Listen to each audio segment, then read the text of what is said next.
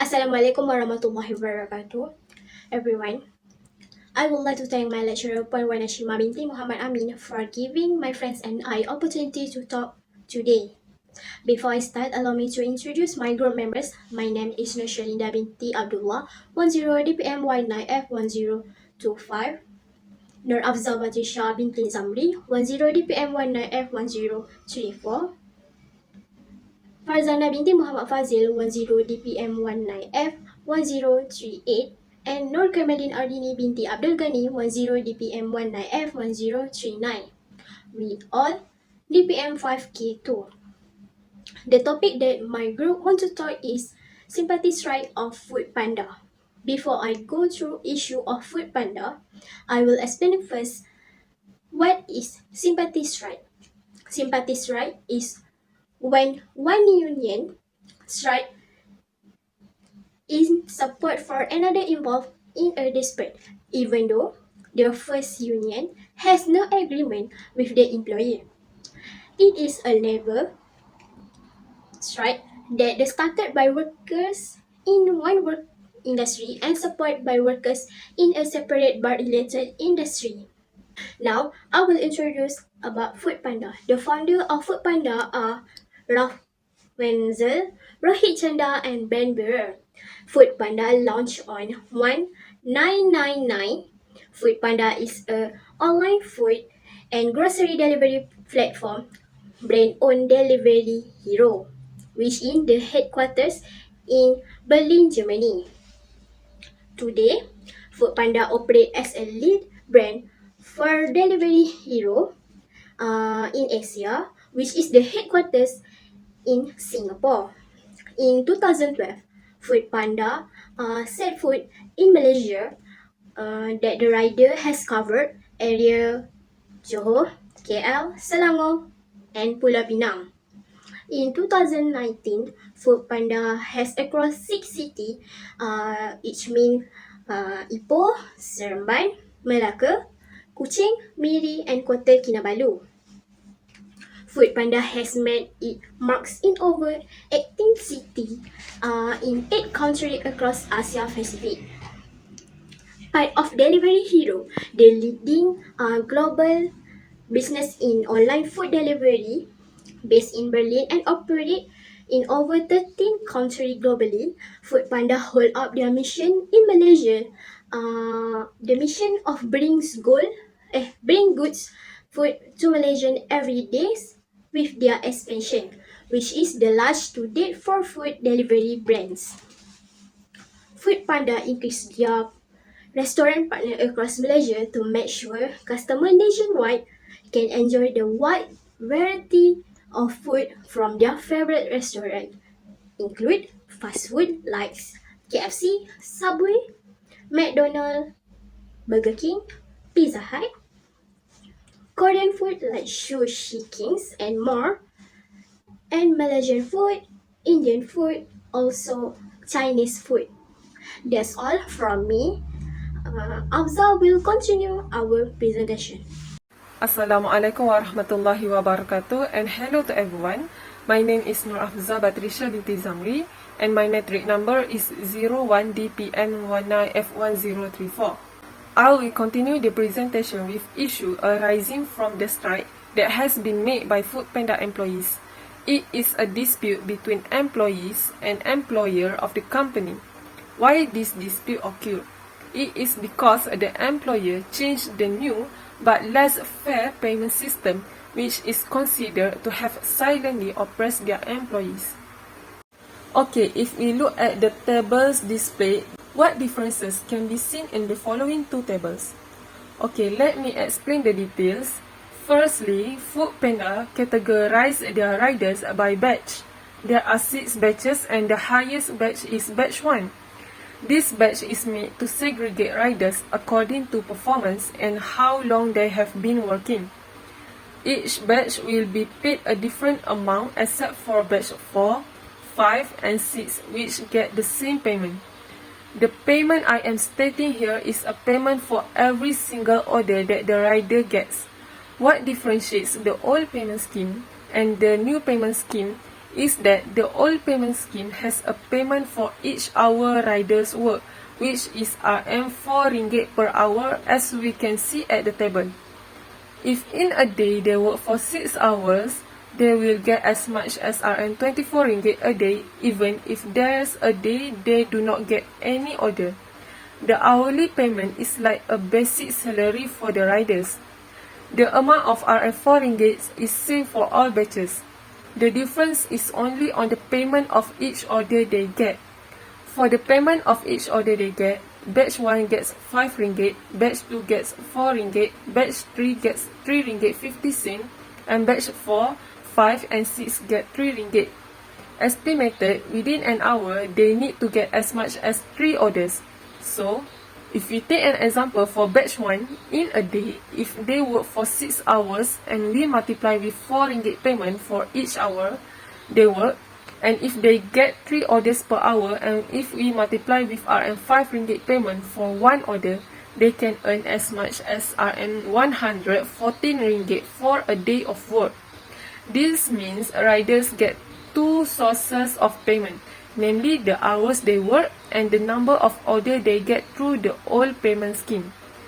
However, what makes this rider to go on strikes is that we can see in the table of the new payment scheme, there is no payment for the hours they work. Foodpanda have eliminated the basic hourly payment.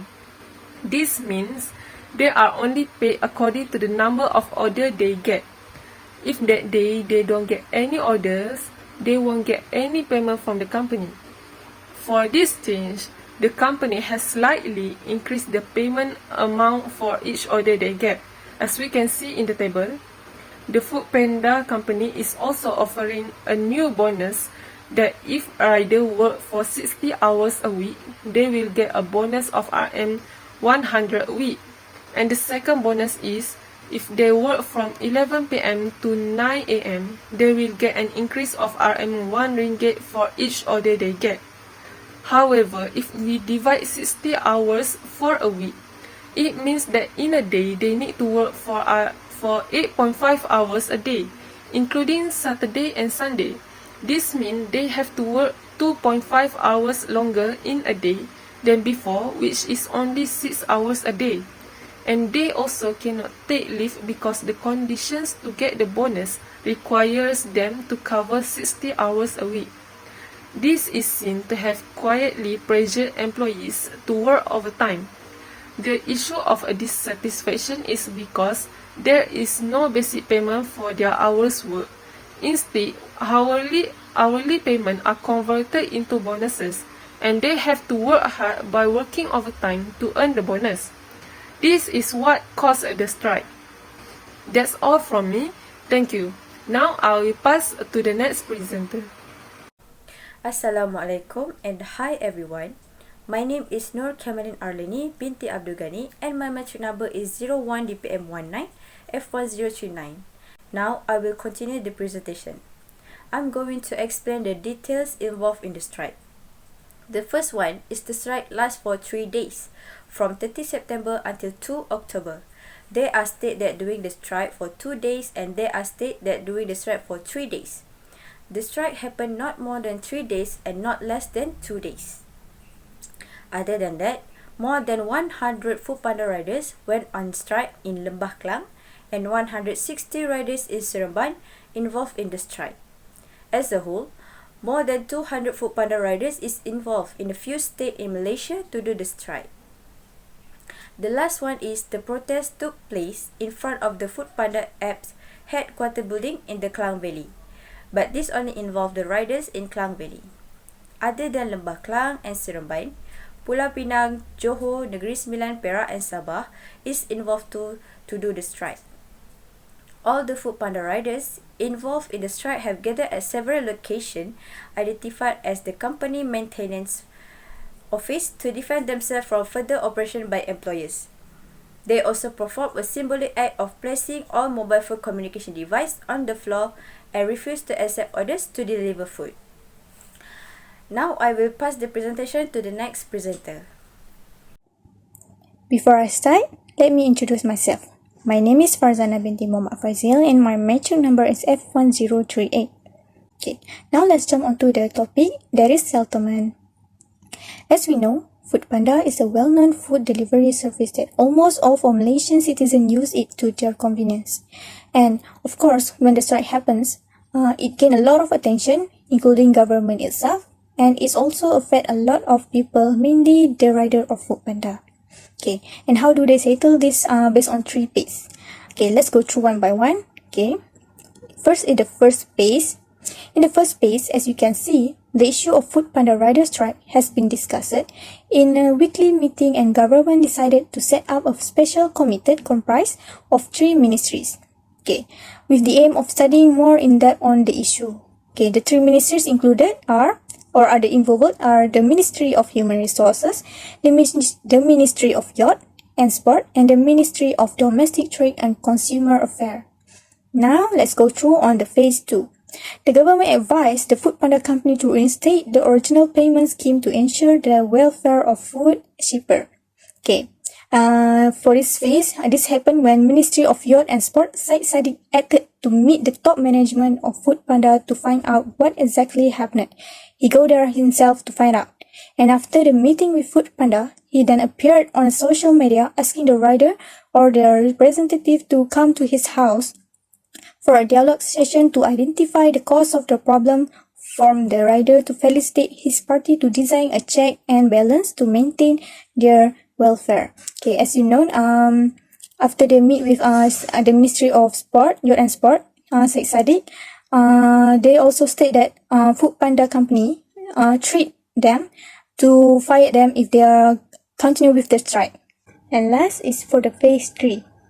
Human Resource Minister Mr. Kula Segaran said that his ministry had met with the representative of Foodpanda Malaysia on the issue of the Foodpanda food delivery strike. And they have confirmed that Foodpanda company confirmed that it will monitor new payment scheme implemented in several states before deciding whether to return to the old scheme or not. So, as you can see, this is all the settlement for this case that helped Foodpanda rider and their company to overcome this problem together. So, for the future, they can both be fair with their company and fair with their employee, and also with their rider. Now we came to the conclusion. Okay, first is poor working relationship between management and labor. Okay, as we know, strike is a bad thing, so it can result to a poor working relationship, and the damaged relationship with the staff and labor may adversely affect motivation and productivity of employee. So it's a very not good working condition. It will create a very not good working condition to all employees that work with Foodpanda company. Second is a disturbance of peace on a society. Okay, this happen when strike can result to peace disturbance when it involves engaging the police to ensure that there is no harmful to the society. Individuals may be arrested if they are practicing restricted act of strike. Due to the strike, people's lives are at risk, and it can lead to physical injury or death due to the violence of strike. So how it's affect the peace of society when people go on strike. They will surely some might be violence, a little bit violence, as they'll throw rock, they'll throw papers, they'll throw every single thing that make them satisfied. So they throw it to the company, so that the company will pay the intentions because of their attitude or their act of violence. So that's why it can be a disturbance of peace on a society, because it can affect the life of people who walk by past the strike place. So it's really not good for the society. Next is it affect the economy of the country. Why it affect the economy of country? Through strike, they may be damaged to national properties which may need repair in the future. There's also revenue loss to country since the company no longer continue its activities. Hence, there will be no wages to employee. Also, no production or sales for company. Hence, no taxation for the company. So, it can also affect the company and the country, as there's no sales or there's no production and sales income from the company. So, it will be lost to not only the company, but also the economy and the country. Okay, so strike also make people like if the rider Foodpanda still go on with the strike for almost 1 month, I guess they will be lost their job, as it will give a bad image on their company. So it's not a good thing if we go on a strike.